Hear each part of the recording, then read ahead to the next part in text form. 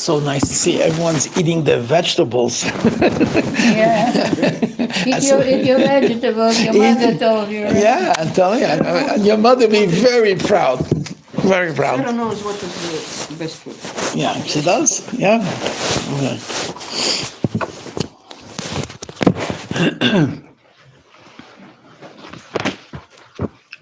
Okay. So first of all, good afternoon, everyone. And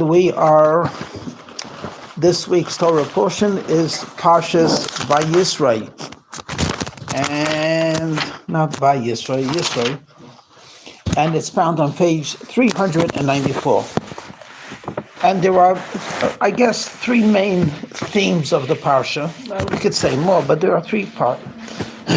First is the story of the father-in-law of Moshe. His name is Yisro. In English, you might remember the name Jethro. And his name is Yisro, and he comes, what? Yitro. Yitro, yeah.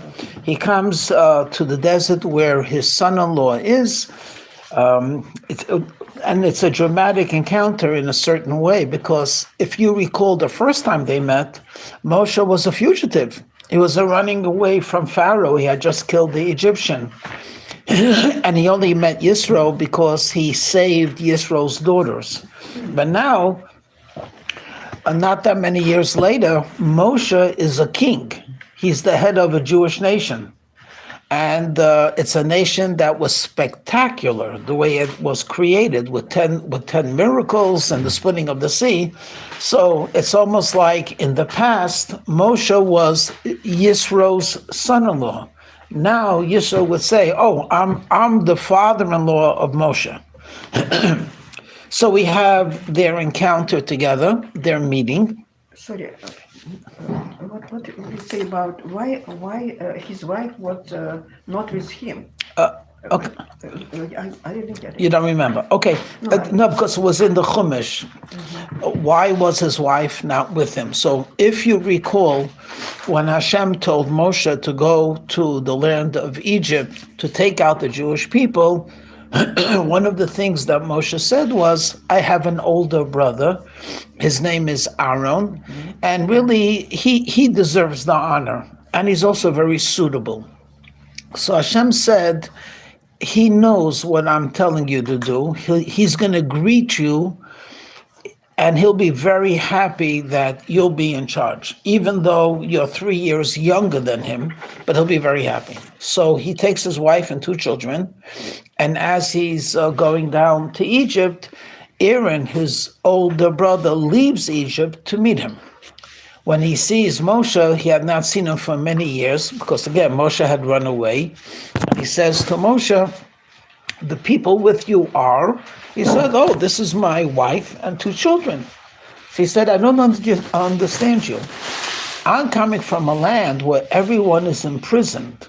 The Jews are slaves. Why are you bringing more Jews in a land of slavery? So Moshe realized that he had a very good point. God never told him to take his wife and children. God told him, your job is to take the Jewish people out. So he asked his wife and children to return to their father. It's a free land. And he was able to dedicate himself completely to the freeing of the Jewish people, which took approximately, once he's already in the process, it took approximately a year. In the meantime, his wife and children are by their father and grandfather. But now Moshe Rabbeinu couldn't just leave. He just led the Jewish people out of Egypt. The story that takes place in this week's parsha is a little bit more than 2 months afterwards. And he had not seen his wife and children. So Yisro, hearing that he's in a certain place, brings his wife and children with him. So I have a question. Why is it that the younger is always more exalted than the older? It's not always, but in the biblical stories, it's like that. Right. And the primary reason for that is to impress upon us that virtue, goodness, and greatness is not dependent on on age or status. You have to remember there's also status. So in those days, and even today, to a certain extent, the oldest family member, especially the boy, is seen almost like this is the one that's marked for greatness. And very often it's the younger that's really more suitable. But because it just so happens to be that he was born second, third, or nine, he's denied that opportunity. So the Torah always emphasizes personal virtue over thing. Having said that, we still have a concept of the firstborn, right? You know, so there is something to that. Did Jacob or Esau come first? Esau was born first, and Jacob came out holding his heel. Right. Okay. To a certain extent, it's also true about kingship. I mean, the Jewish people had kings in Israel. They were independent, but it was almost 1,000 years after they leave Egypt. Before them, there were other kingdoms. You understand? So again, if we're just looking at who comes first, we might think that they have a quality over. So it's not necessarily true. Okay. So we have the story of Yisro coming to Moshe. Then we have the main part, the heart of the parsha really is the story of the giving of the Torah. So we're going to talk something about it, but we'll probably reserve most of the comments when we get closer to the holiday of Shavuos, which is the festival of the giving of the Torah. But it's in this week's part. The book of Exodus is really the story. Shavuos is like the beginning of the summer. But in the sequence of the 5 books of Moshe, the story of the giving of the Torah is actually in the book of Exodus, which is always in the winter. And then at the end, there's a short passage where God reiterates the laws of not worshiping an idol and giving the commandment that they should make a mizbeach, an altar of earth. And then when you go up on this altar, it should be a ramp and not steps. Okay, so let's see if we could talk a little bit about the first episode. If we were writing this, give a name or give 1 or 2 words that describe the parsha, I think 90% or more Jews would put down the name of the parsha is Matan Torah, giving of the Torah, because that's the main thing. And not only is it the main thing, that's what keeps us who we are today. Yet, it's the name of the parsha is actually named on someone who's incidental. Because after this week's parsha, we know very little bit about the father-in-law. I mean, what role does he play in the formation of the Jewish people? It doesn't seem to be crucial at all. Number 2, it's also very interesting. He's not even a Hebrew. He's not a member of the tribes. He's a Kohen. He's some type of an official, or some say he was a religious official in the land of Midian. And yet he gets the honor of having the parsha named after him. And it's not merely an honor, because this is a separate discussion, but anything that's in the Torah essentially conveys great spiritual energy. So the name of a fellow who's not from the Hebrew tribes, and that should be the name of the portion which talks about the giving of the Torah, is obviously there's a lot to be said. What does the word Yisro mean? It's a proper name, like Frank and Bob and Yisro. But no, clearly it means something. What does it mean in Hebrew? So all of you could actually see there are 4 letters. In Hebrew, the first 3 letters, Yud, Taf, and Resh. Yeter means to add. So the word Yisro actually means he who added. What did he add? He added to our holy Torah, which again opens up much discussion. in what way does Yisro add to the Torah? So the Midrash mentions the story of what Yisro adds is, if you look on page 397, it begins from verse 14. The father-in-law of Moshe saw everything that was happening, and he says, "Why are you the only one?" And basically, page 399 and up to page 401 are the words and the dialogue between Yisro and Moshe. So the Torah is writing as if to say, if we would have been in their tent, we would have heard this. So Yisro added to the Torah. But of course, this in itself needs explanation. The Torah is the word of God to man. Why would the Torah, in other words, why would the Almighty God reveal this to us? You know, in America, we had what do you call it? The wiki, the fellow that told the secrets. What do you call it? WikiLeaks. WikiLeaks, there's certain things you're not supposed to tell. So God knows what's going on in the tent between Moshe and Yisro. He doesn't have to tell us what it says. So again, the name of the parsha is He Who Added. What did he add? The conversation which is recorded. But we still don't understand why is that so significant.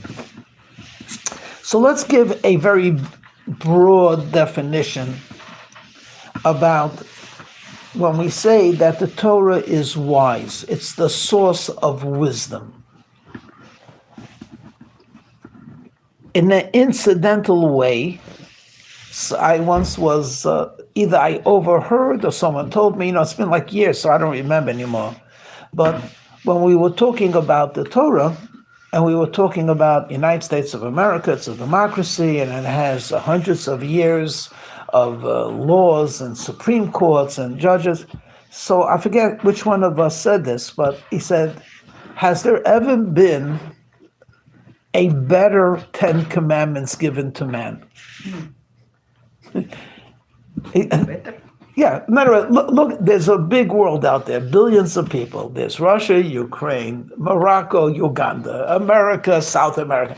In any country, have there been any laws that have been so correct as don't murder, don't steal, don't be jealous, don't lie, don't commit adultery, respect your parents, have a day of rest, believe in God? I mean, you can't get better than that.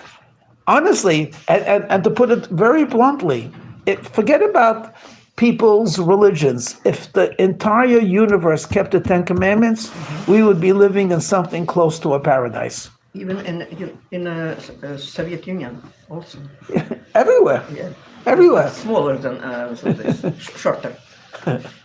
But you have some of the documents that were written as part of the Constitution, and there are definite items in there that not really reiterate.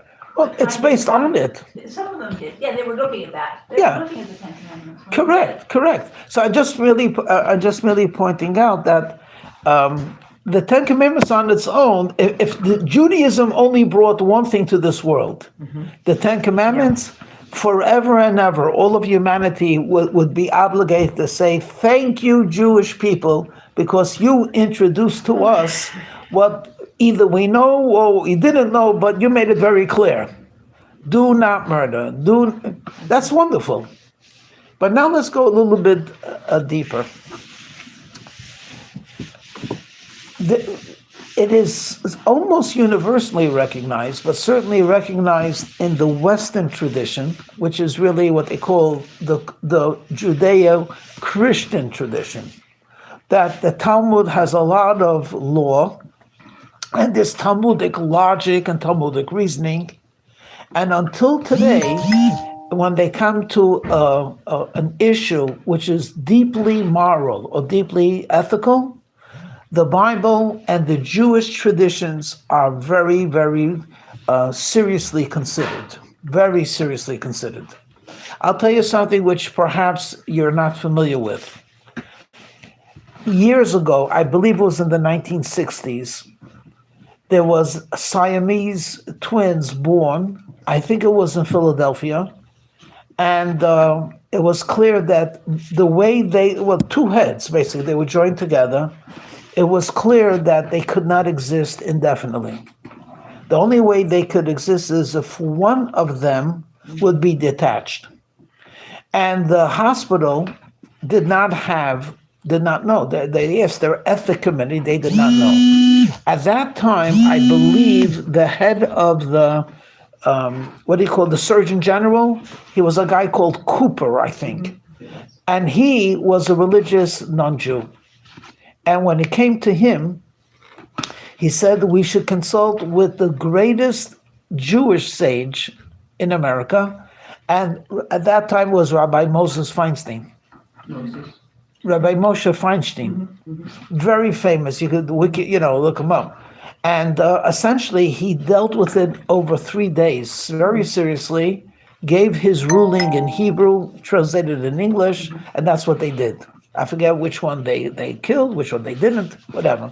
But it's an amazing thing. When you get to something like that, what's the precedent? No one has a precedent. Well, there was Solomon, really.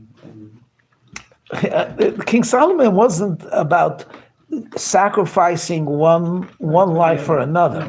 It was to bring up. But I'm just saying that stories like this truly existed in the hundreds of cases. This is one I remember, and I believe they even have a book on it. I believe so. So they say that it's better to save one life than they both die, right? But the question is which one? That was the question. Yeah. Yes, and that was the It reminded question. me, there was a movie, Sophie's Choice. I think there was a book also.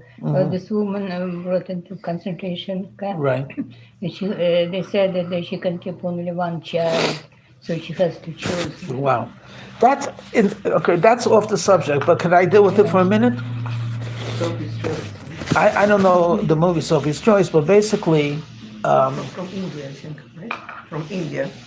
No, she was a Jewish woman brought to the concentration camp. And the Nazis told her she cannot keep both children. She has to decide which one she wants to keep. And after that, she was really went crazy. Traumatized and basically they did it not out of kindness. They did this to be Cruel. very cruel. And the story, I don't know again how they did it in Hollywood, but it is a true story. What happened eventually was they had to take the child from her because she began to abuse the child. She just, every time she saw the live child, she would think about the dead child. It was horrible. Sadly, there were many other cases where she would say, I'm not going to choose. And then they had to live with that as well. So anyway, there's a lot of horrible stuff. The point I wanted to simply remind you is Judaism and the Torah, though it's uniquely tailored for Jewish people, it's actually respected amongst people who respect law and morality. It's respected by all. So now we have a better insight. Jethro or Yisro was Kohen Midjan. Today you would call him a theologian. He was like the top of all of the idols, and when he heard what had happened in Egypt and how God took out the Jewish people, essentially he gave up his way of thinking and he traveled to a wilderness. In other words, he didn't have to come. At best, he could have sent a messenger telling Moshe that his wife and children are being taken care of. Or alternatively, he could have sent 1 or 2 soldiers to guard them, and they would have gone back to their husband and father. He did not have to come. But the fact, it's almost like hearing the Dalai Lama is coming to Jerusalem, you understand, to study Torah from the chief rabbis. It's and to stay in Jerusalem. That would be that type of stuff. That's what happened with Israel. So this idea, the Torah wants to emphasize that not only is the Torah a wisdom for Jewish people, but it's the type of a godly wisdom. that number one illuminates all wisdom. And that's why we choose Yisro, because a rabbi does not have to be an engineer. It does not have to be a doctor or a mathematician or any of these very, very learned people.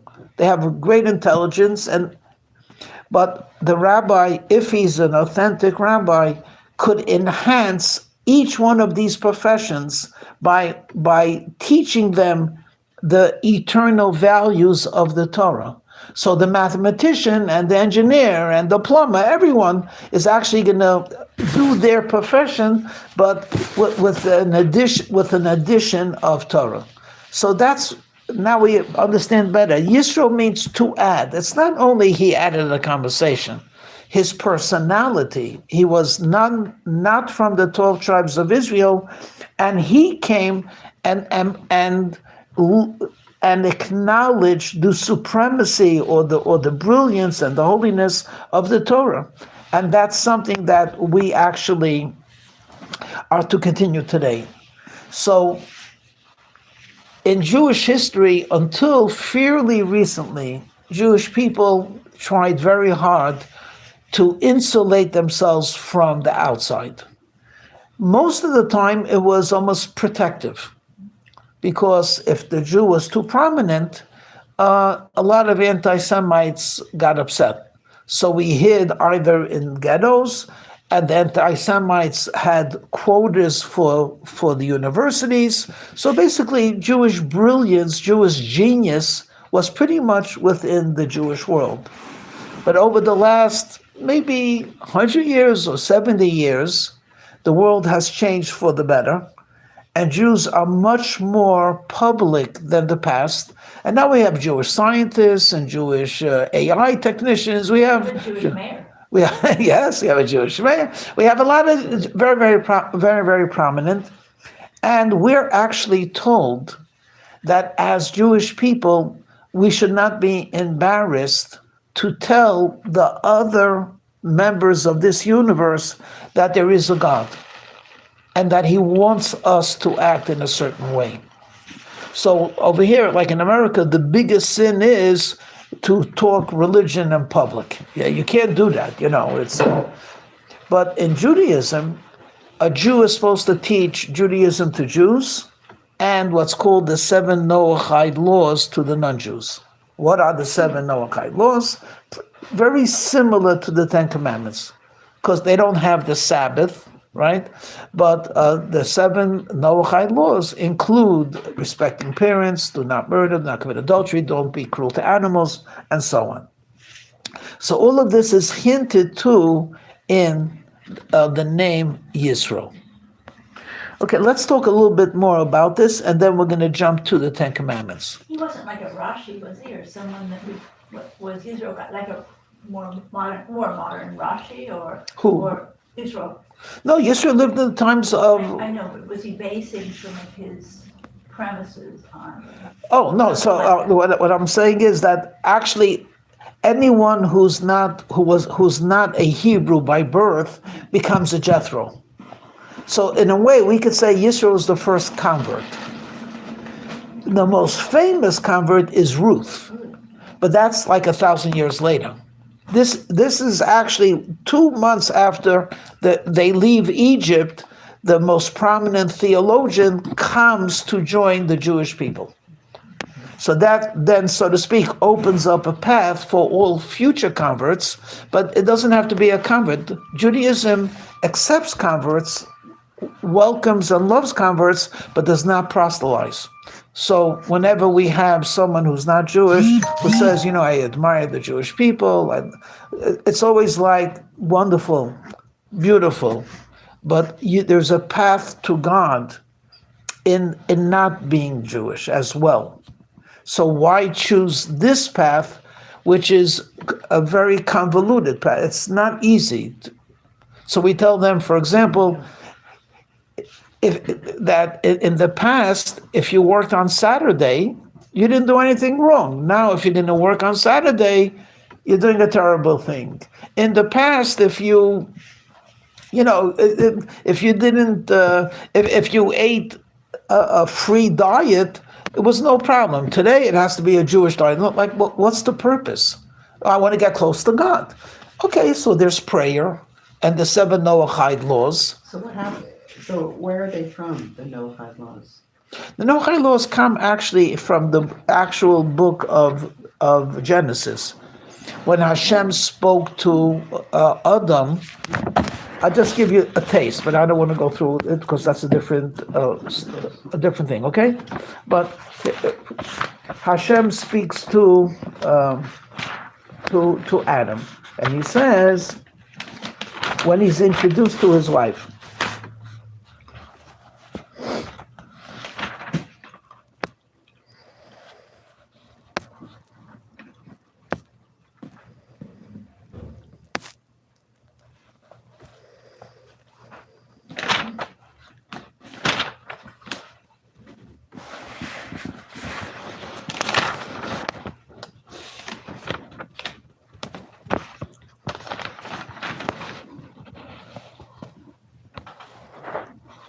okay, so it's on page 14, and God says to man, you have a creation that came from you, you will call her woman.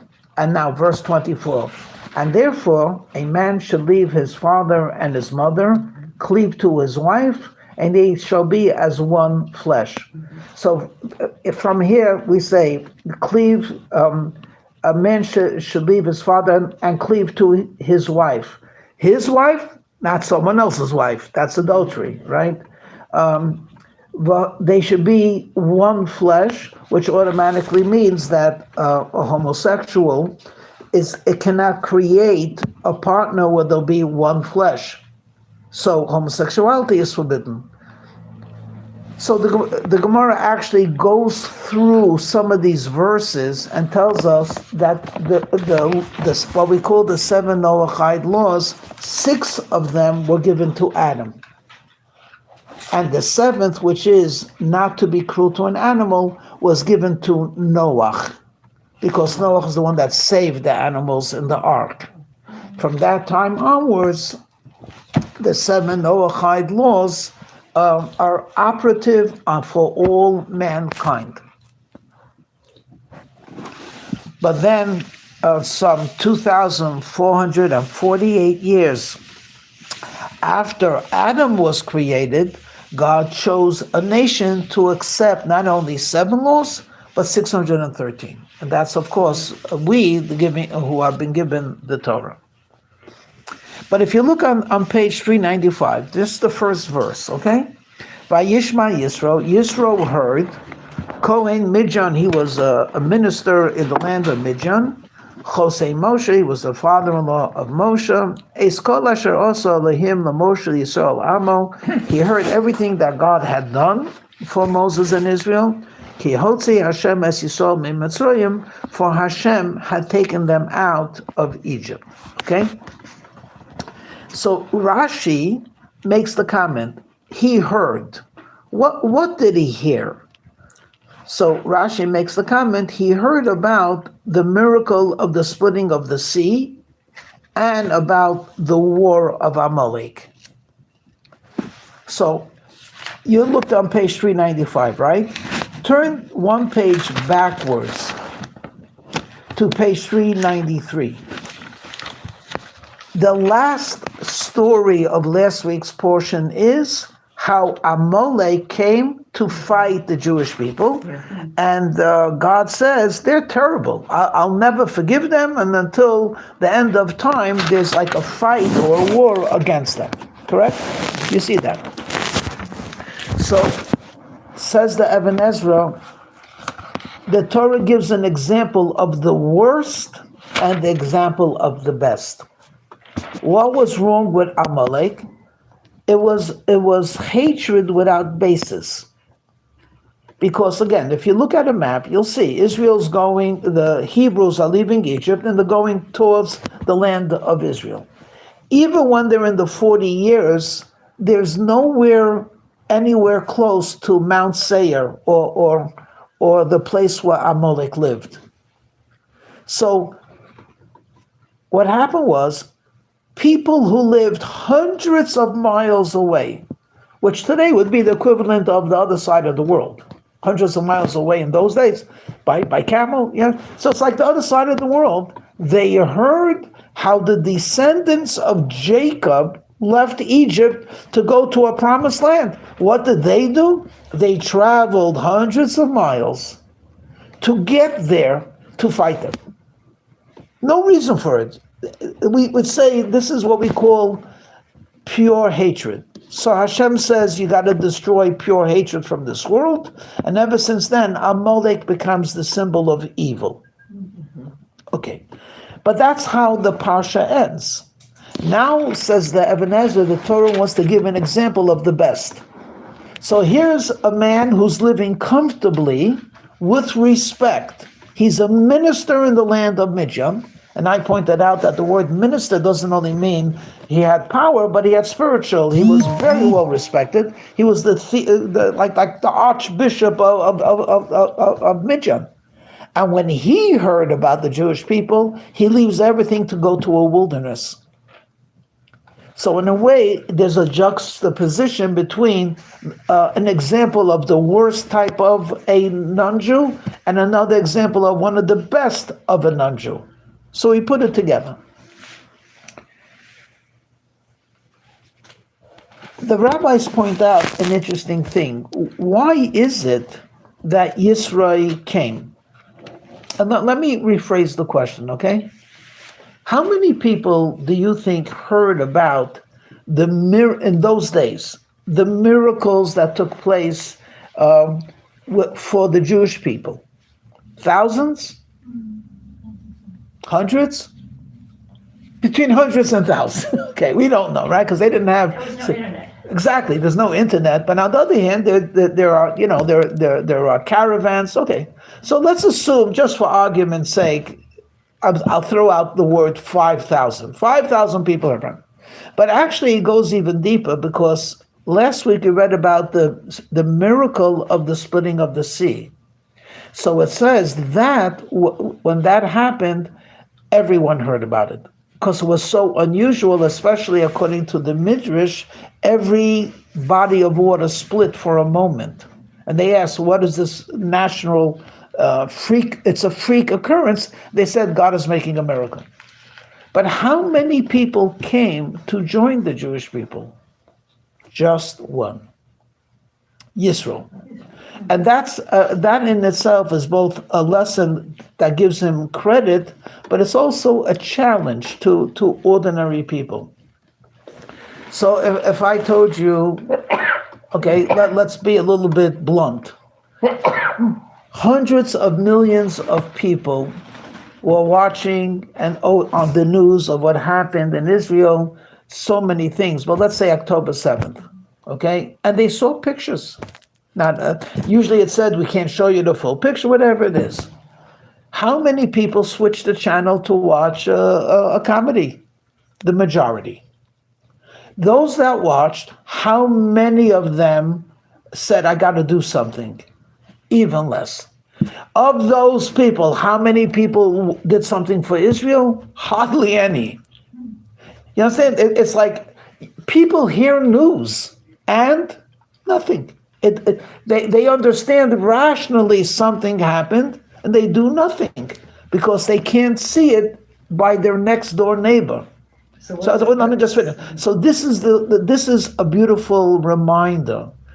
Yisro heard, and he said, you know what? I'm not going to just send his wife back. I got to investigate these people myself. How could it be such a wondrous of events and miracles, and I should not understand it? So then Yisro becomes a challenge for me and you, as well as a general lesson that people, when you hear something, and that's why Rashi makes the comment, he heard about Amalek. Here's people that just heard something. Ordinarily, they should have forgotten after they heard it, because it didn't mean anything to them. But evil says, I hear that something is good, I'm going to destroy it. Yamach Shema, may his memory be erased, Hitler and the SS, if they knew there was one Jew in a village, they went crazy to find that one Jew, because evil hates good. So Yisro said, if this is true about the negative, we have to show this, that there's something about human beings which are good. And if you hear something good, inquire about it. I'll say this jokingly, people, when they come up with these new diets, and they say it worked, it's a miracle cure, suddenly TikTok or Instagram, everyone's talking about it because it's good, But if someone tells you giving 20% to charity is the best thing in the world, they put delete, block, spam. It's like we don't want to hear good news, because if we hear something good, that means maybe we should do it. I don't want to do it. Yisro is that reminder. Yeah. No, but my question is, what's the meaning of the nature of evil then? So what does it say about that? Good news is looked upon with and bad news is celebrated. It's a very big subject. It's a very, very big subject. I'm not going to give even a partial answer. I'll just make a quick comment. The quick comment is that when you hear about something evil, in general, it's like this. People want to consider themselves good, right? So even someone who breaks the law looks at himself as a very decent person. Either he just says, I have a weakness, or alternatively, he justifies it. So he's stealing. I don't, like the code of honor. I don't mug women over 65. And in my days, which is a long time ago, you don't hit a person if he's wearing glasses because he's a weakling. That type of stuff. Everyone has their own code of honor. Okay, I'll talk a little bit about it. It's human nature. What happens when you hear, so let's say you're a person, I know you're 3 women over here, but let's say it's a big spiel today, the idea of pornography. So if a person would be the only one looking at images which are degrading, to both of them actually, mostly to the women, but even to the men, he's looking at it, he's embarrassed. But then he's told, you know what? Your neighbor, the lawyer, and your other neighbor, the politician, and the other neighbor across the street, they're all watching the same thing. And then suddenly he says, I'm not so bad. In fact, it's normal. And then it's the person who doesn't say, what's about? Are you a prude? Are you a Victorian? It's nothing. It's just images. If no one ever stole money, you would be embarrassed of yourself. But if someone cheats on his IRS, he says, are you kidding? The government's been robbing millions of people. You know what I mean? So, because everyone is... So, in a little bit of human nature, when you hear about evil, it makes you feel better. It's a justification. I'm not as bad as that. You understand? Rape, that's terrible. What about an affair? Well, it's consulting adults. You say, I wouldn't take someone's wife against her. I mean, you can't do that. But this you can. You say, so it's very easy to remember evil and either to be attracted to it or at the very least to how do you say, to reassure yourself you're not as bad or you're better. Now, if you hear someone is good, then it becomes a challenge to you. It's like, how come they had patience and I didn't? How come they stopped, to help the guy on the floor, and I just walked by?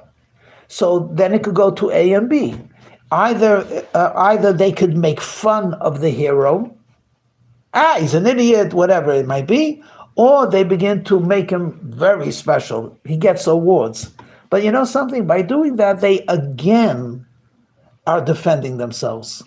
Because you know what they're saying? He's special. She's a saint. But ordinary people don't. I once heard a very thoughtful comment from Rabbi Manis Friedman. He said, it's amazing. People like heroes. Children, I don't know about today. I mean, I grew up in the age of comics. Batman and Superman. I don't know what's there out today, really. But what they call the superheroes. You know, they save people. Spider-Man, he climbs walls. You know, Superman flies. It's entertaining, and it's wonderful. How many kids want to be Superman? Lots of them want to be Superman. How many kids will ever be Superman? None. None. Or even try. Or even try. Basically, by making them into a Superman, they've already ruined a child. Because the only people that fight evil are superheroes. How about you in class? Well, I'm not a superhero. So if everyone's making fun of the fat kid in class, and you like the fat kid in class because he's a nice kid, but you can't stick up for him. And he says, why don't you stick up for me? You're my friend. I can't. I'm not a superhero. What's amazing from us is we have superheroes in the Chumash, and almost every one of them has a flaw.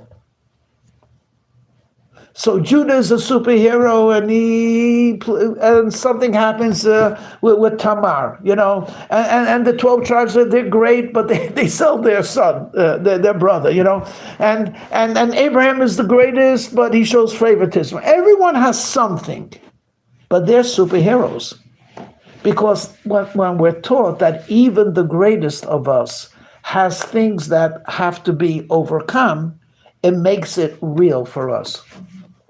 One of the interesting comments against the biographies that come out usually from our scroll is they only talk about the greatness. So this is how you read. At the age of 8 years old, he was already studious. And when people were playing baseball, he used to be in the recess, you know, stuff like that.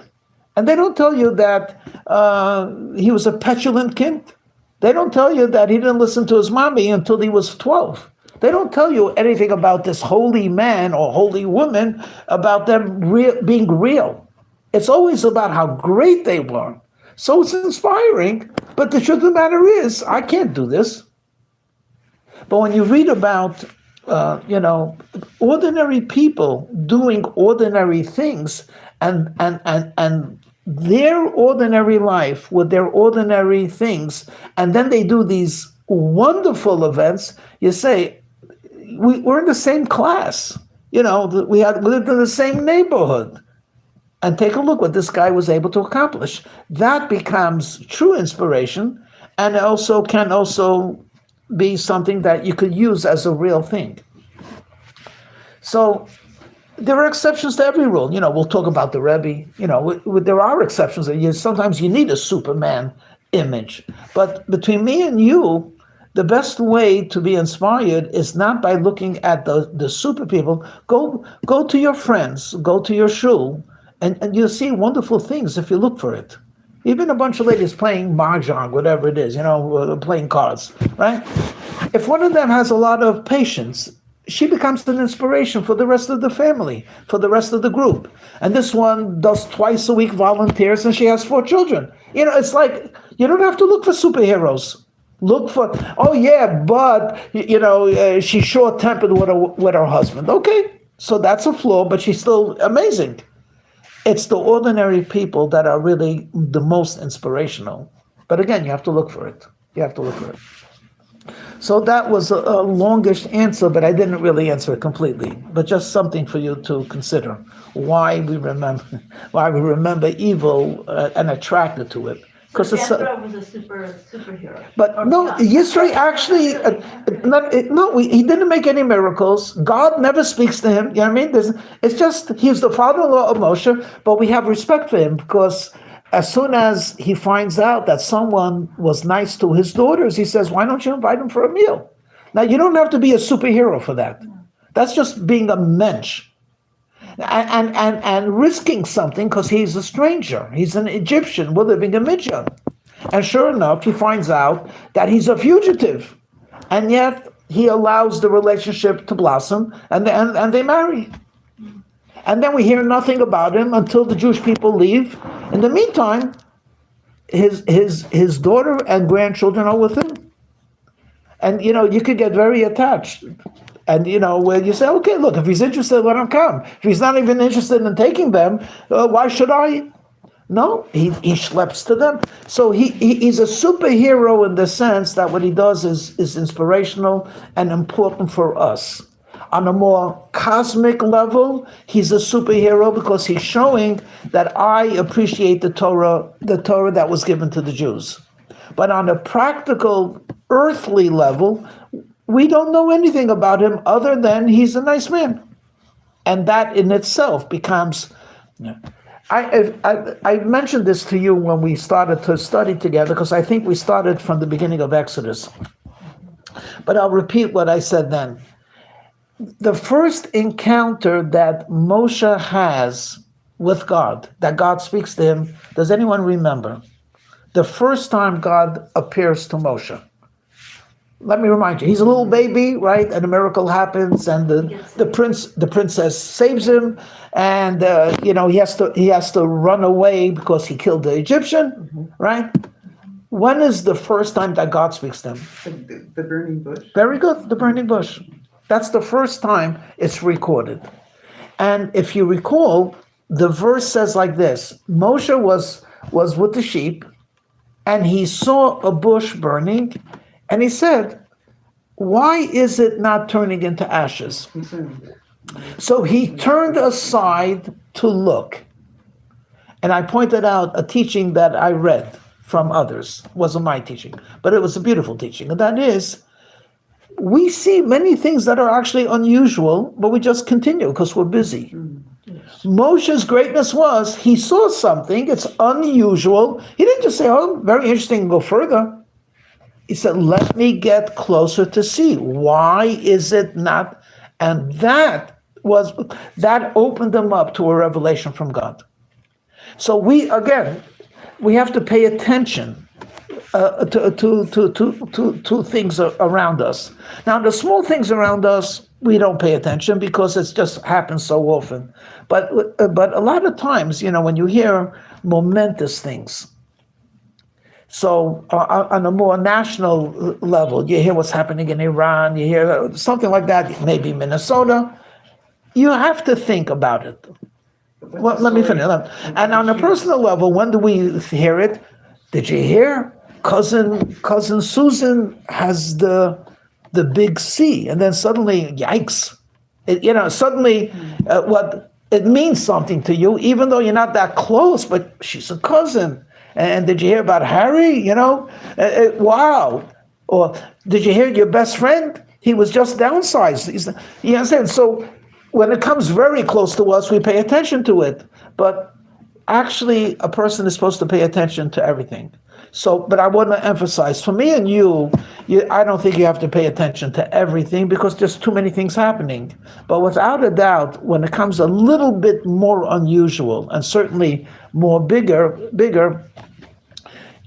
so when, for example, when the demonstrations against Jewish students were happening in the university, I never went to university. My kids are not in university. What do I care? What do you why? It's happening. It's happening in America. It's happening against your brothers and sisters. It's also against the Constitution. I mean, what do you mean? It doesn't bother you? Most people, it doesn't. Okay, so that's Yisra. Yes. You want to say something? Yeah, I was asking about the shoes. He took his shoes off. What Yeah. happened to his shoes? Okay, we're getting off subject again. Okay, yeah. So let's do a little bit about, so Yisro heard. So one thing I pointed out that last week was about Amalek. They're the worst, so Yisro symbolizes the best. There's another thing. Yisro said like this: people learn from others. If God makes all of these miracles and yet Amalek doesn't learn from it, in other words, on the contrary, they heard about the miracles and they want to do bad, I want to become an example of when you hear something, do good. So next time you hear about someone that saved someone or that someone did something nice, get strength from that to strengthen yourself. Okay, there's tons of what to speak, but it's already 1:00, so I want to point out something remarkable which we overlook, but we can't overlook it because it's so extraordinary. Okay? I'm talking about the 10 Commandments. Okay? But I'm not going to embarrass anyone, but if you don't know the 10 Commandments, you have to study it, at least know what it is.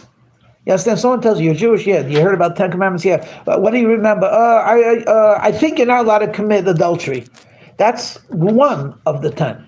You should know the 10 Commandments. After all, this is the basis. Okay. What's the last of the 10 Commandments? So turn the page 412 in Hebrew, 413. And the last of the 10 Commandments is do not covet, which means don't desire your fellow's house, his wife, his manservant, his maidservant, his ox. Okay. Anything that belongs to your fellow. Now, does it say do not steal from him? No, that says in commandment number 7. Go back a page 411, okay? Commandment number 5, honor your father and mother. Commandment number 6, do not murder. It says do not kill. It's not right. It should say do not murder. Commandment number 7, don't commit adultery. Commandment number 8, do not steal. Commandment number 9, don't bear false witness. Commandment number 10, don't be jealous. How does that fit in? What's the sin? If I look at my neighbor's house and I say, what a house. Man, I wish I had a house like that. What's so terrible? And for that matter, if he has an attractive wife, okay, it's his wife, but so what? I wish my wife would look like that. Or maybe I wish I could marry someone that looks like that. What's the sin? It's the first step that leads to all the other ones. Okay, so the simplest interpretation, which is a correct, and I'm not making fun of it, it's the simplest interpretation is it might lead to all the other sins. But that's not the only thing that could lead to other sins as well. It's not only jealousy, do not bear hatred in your heart, as one of the 10 Commandments. That could also lead to everything. Also, a second thing, we always have, they used to say for a speaker, the most important part is to have a good beginning and a good end. The middle, no one listens to anyway. But a good beginning, and look at the beginning of the 10 Commandments. It's very impressive. Okay, page 407. I am God, I took you out of Egypt and worship me. Okay, that's great. That's the beginning. The end is, don't be jealous. It's like it's like so low. It's like telling kids, they come home, little Jackie got a tricycle. Oh, don't be jealous of him. We'll get you one also. You know what I mean? It's like pandering almost to the lowest part of the person. So how do we put together these 2 commandments? Which is A, I am the Lord who took you out of Egypt, and do not make idols, and so on, to the last one, which is, don't be jealous. It doesn't say be jealous. Covet means like wanting. Don't want what your fellow man has. You understand what I'm driving at? It's like from high to low. What's the connection? I remember these stupid things. I hope you don't have my memory, but I remember stupid things. I remember Jimmy Carter. He was a very religious Christian. And Covet a woman in his heart. Right. And he said, when they were making fun, I forget already. So he responded, many times I've wanted a woman in my heart, but I didn't do it. You know what I mean? So like, I'm not a saint, whatever. But he still became the president. What's so terrible if you have that in your heart? The main thing is not, I want to kill you. It's not the same thing as killing you. You understand? So I want your car. You're driving a Lexus and I only have a bicycle. I want your Lexus. But that doesn't mean I'm going to steal it from you. Why is it so terrible? You tell me why. Valeria's going to tell me. No, I think we should be happy with what we have, and it's like we should be thank God for everything that we have. I think Okay, you are absolutely right, but you didn't answer the question. You are right, but you didn't answer the question. The question is, don't kill, don't murder. I get this. You can't live in a world where where you don't respect personal property or personal integrity. But isn't it just? And I'm going to give you half the answer now. Isn't it just human to be jealous, to desire? So let me fine tune the question. How could God tell us what to think? He could tell us what to do. I don't want you like this guy's car, don't steal it. Okay? You like this guy's house, don't force him out of it. But you're telling me I shouldn't admire it and like it? So why? It may be the foundation, coveting, maybe the foundation of not doing all the other commandments. You are right, and what that was said before, it's correct. But my question now is a different one. it's hard to say. Human beings have their own feelings and our own thoughts. You understand? God can tell me not to worship an idol, but how can He tell me that you shouldn't have a doubt about me? If things are bad, I'm going to doubt, and then I'm going to say, no, Hashem, you're here. But I just suffered something. It's inevitable. It's human to question. God doesn't say don't question me. He says don't act because of the question. You understand? Don't go off the railings because you disagree with me. But you're allowed to question God in your heart. I don't understand why my cousin, such a wonderful person, why did this happen? But you're not going to go out and worship an idol or break the Sabbath because of that. And here God says, don't desire what someone else has. So there's a powerful lesson over here. If you truly believe that I took you out of Egypt, then you know that you have what you're supposed to have, and what someone else has is what they're supposed to have, and you should not want what you're not supposed to have. Which is a double message over here. Message number one is you can control your heart. Too many people say, I can't control myself. I'm sorry, I just can't. I got so angry, or I was just so jealous, or I just so sad. Every person has to control their heart. You control your heart by controlling your mind. The second thing is, God says, well, how do you do that? By re-emphasizing the truth that there's a God who's individual. He cares about us individual. If she has red hair and I have a white beard, I should not be jealous. Why can't I have a red beard? I'm not supposed to have a red beard, and you're never going to have white hair. Don't worry. Okay.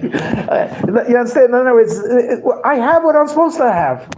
So that's why I linked the two. Actually, when Hashem says, do not covet, He's also empowering us that if you what would be a practical example? And I'll give, Ibn Ezra says like this.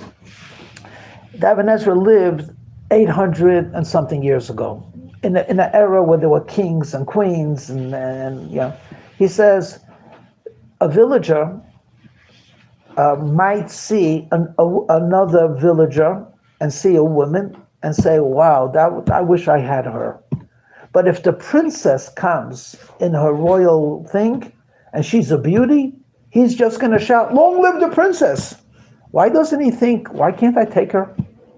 Because what are you talking about? Because she's the princess. That's why. Things which are way beyond you don't think about. It has to be in your world. Right? So many people would say, I'd like to have a Lexus. Tell me something. How many of us over here dream about having their own personal yacht? I don't even know what a yacht is, But I read about it. Bozo has it, and this guy has it. I can't pronounce his name. Bozo. Bezos. I call him Bozo. Okay, not in a bad way. That's how it's spelled. Bozo, I think. Anyway, I don't dream about a yacht, but I might dream about an elevator in this house. That would be nice. Yes, I can only dream about things which are in my world.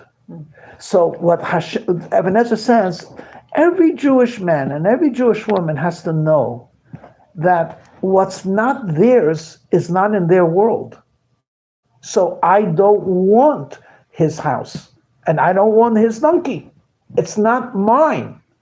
And I don't touch what's not mine, and I don't think about what's not mine. So do not covet is a real commandment. And as Claudia repeated twice, which is that if you begin to become jealous, you're going to eventually do something wrong. There's no question about that. But there's something even deeper.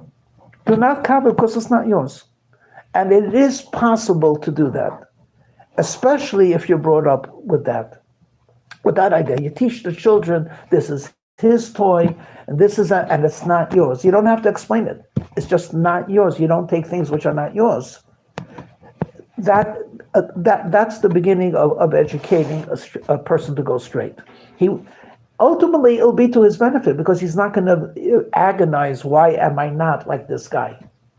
If it was meant to be, it will be. Yeah. So I would say that the first commandment is asserting a fact, right? And the last one is acknowledging that people are human and they have to be aware of. The other ones are very stark, like don't kill people, right, and right. Don't steal and all that. But this is human nature, but it's to do something that it goes to the first commandment because it's forcing you to acknowledge something that